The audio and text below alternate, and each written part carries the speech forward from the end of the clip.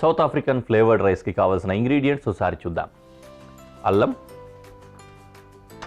ఉల్లిపాయ, వెల్లుల్లిపాయలు, రైజిన్స్ ఎండు ద్రాక్ష, అలాగే కర్రీ పౌడర్, మిరియాల పొడి, కొత్తిమీర, క్యారెట్, ఇంకా పార్ బాయిల్డ్ రైస్. మామూలుగా నానబెట్టిన బియ్యం అయినా కూడా తీసుకోవచ్చు. నేను కుకింగ్ కొద్దిగా ఫాస్ట్గా అవుతుందనే ఉద్దేశంతో కొంచెం ఉడకబెట్టిన రైస్ తీసుకున్నాను. మీరు మామూలుగా రా రైస్ బాగా నానబెట్టి తీసుకోవచ్చు అనమాట. అలా కూడా కుక్ చేసుకోవచ్చు. సరేనా? ఓకే, ఫస్ట్ ఏం చేద్దాం,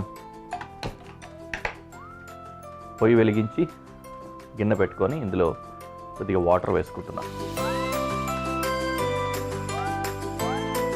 ఇంకొక వైపు కూడా పెనం పెట్టుకున్నాం కదా, ఇక్కడ నీళ్ళు కాగుతూ ఉంటాయి, ఈ పెనం వేడి అవుతూ ఉంటుంది. ఇందులో కుకింగ్ స్టార్ట్ చేసుకోవచ్చు.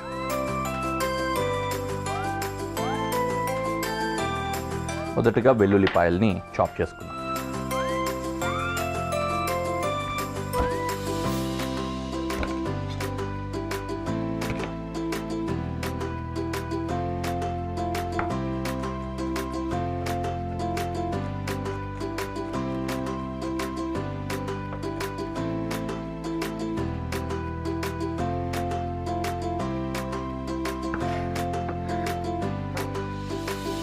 అలాగే అల్లం కూడా చాప్ చేసుకోవాలి.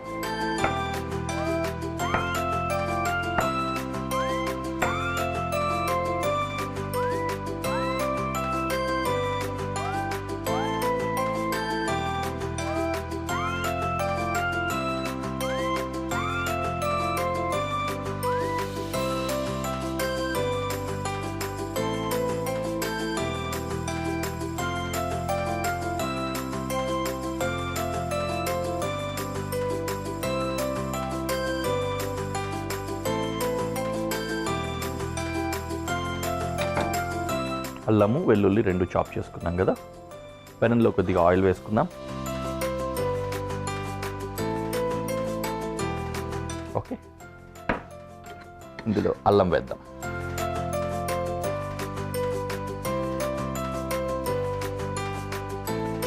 అలాగే వెల్లుల్లి కూడా.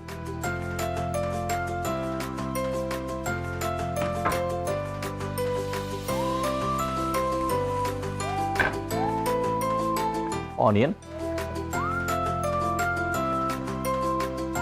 హాఫ్ సరిపోతుంది, స్లైస్ చేసుకొని వేసుకోవాలి.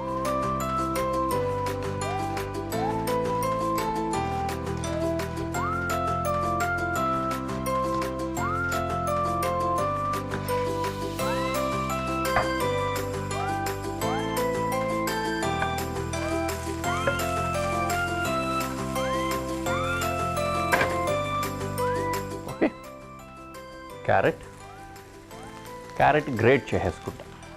మరి చిన్న ముక్కలు చేయాల్సి వస్తుంది, దానికంటే గ్రేట్ అయితే స్మూత్గా ఉంటుంది.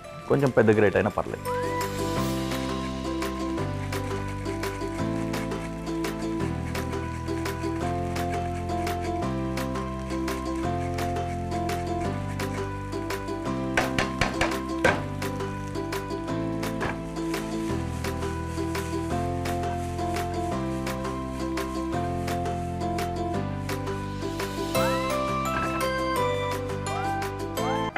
తదుపరి కొత్తిమీర.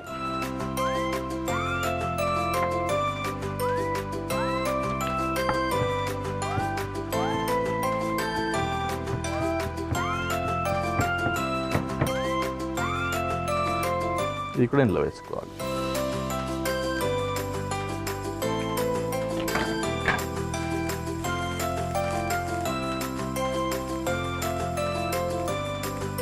కొంచెం వేగాలి ఇవన్నీ. కొత్తిమీర కూడా వేగినప్పుడు వచ్చే ఫ్లేవర్ ఉంటుంది కదా, అది కాస్త డిఫరెంట్గా ఉంటుంది, అదే మనకు కావాలి. అండ్ రైజిన్స్, ఎండు ద్రాక్ష.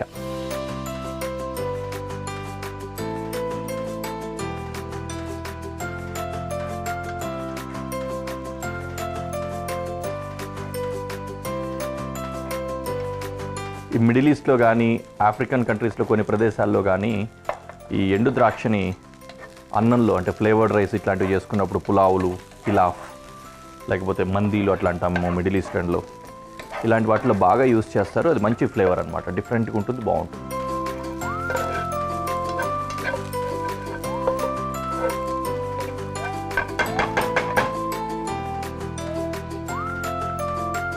ఓకే, ఇప్పుడు నానబెట్టుకున్న బియ్యం కానీ కొద్దిగా ఉడికించుకున్న రైస్ కానీ వేసుకోవాలి.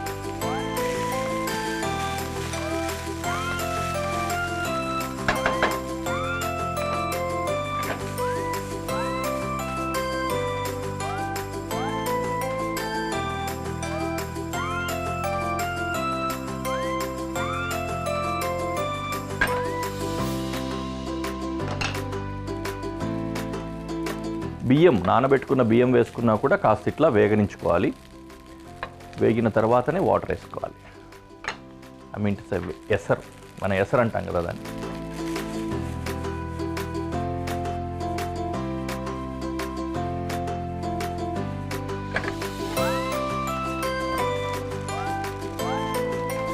ఇప్పుడు ఇంకా వాటర్ వేసుకున్నాం. సరేసరి అంటాం కదా, 1కి 2 నీళ్లు, ఆ పద్ధతిలో నీళ్లు వేసుకొని ఉడికించుకోవాలి. ఆ పద్ధతిలో వేసేసి నీళ్ళన్నీ బాగా, అంటే రైస్ ఉడికిపోయిన తర్వాత నీళ్ళు అయిపోగానే ఆల్మోస్ట్ ఇది కూడా దగ్గరకు వచ్చేస్తుంది. కొంచెం ముద్దగా ఉంటుంది ఈ రైస్. యూజువలీ మనము ఈ బగార్ రైస్ కానీ ఇట్లాంటివి ఏవైతే ఉంటాయో అవి కొద్దిగా పొడి పొడిగా తయారు చేసుకుంటాం కదా, అలా కాకుండా ఇది కొంచెం స్టిక్కీగానే ఉంటుంది, ముద్దగట్టినట్లుగా. అంటే వాళ్ళు తయారు చేసుకునేది ఆ విధంగా ఉంటుంది. మనం కొత్త బియ్యము ఇట్లాంటివి వేసుకున్నప్పుడు కొంచెం పొడిగానే వస్తుంది. దగ్గరకు వచ్చేస్తుంది. ఇంకా ఇందాక చెప్పాను కదా పొడిగా వస్తుంది మన దగ్గర అని. కొత్త రైస్ కాదు, పాత రైస్ అయితే పొడి పొడిగా వస్తుంది అన్నం. కొత్త బియ్యంతో కనుక ఏదైనా పెట్టుకున్నట్లయితే గంజి కట్టినట్లుంటుంది. దీనికి అలాంటి టెక్స్చరే కావాలి కూడా. కర్రీ పౌడర్ వేసాము, అలాగే మిరియాల పొడి, కొద్దిగా ఉప్పు.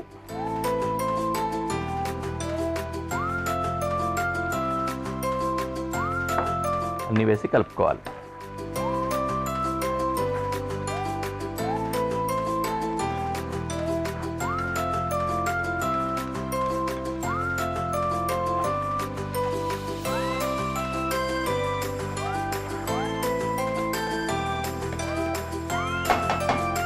రైట్, చాలు. ఈ మాత్రమన్నా తడితడిగానే ఉండాలి కదా, మనం ఇక్కడ దించేసుకోవచ్చు.